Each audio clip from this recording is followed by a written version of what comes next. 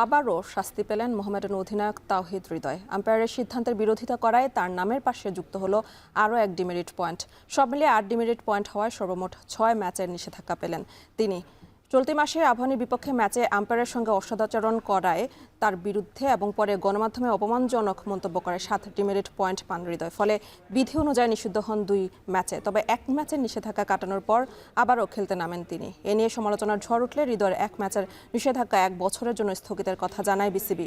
তবে বোর্ডের এমন সিদ্ধান্তের পরদিনই আবারও বিতর্কিত কাণ্ড করে শাস্তি পেলেন হৃদয়। সর্বমোট 8 ডিমেরিট পয়েন্ট হওয়ায় বিধি অনুযায়ী আরও অন্তত 4 ম্যাচের নিষেধাজ্ঞা কাটাতে হবে তাকে। ফলে মোহামেডান অধিনায়ক খেলতে পারবেন না চিরপ্রতিদ্বন্দ্বী আবাহনীর বিপক্ষে শিরোপা নির্ধারণী ম্যাচেও।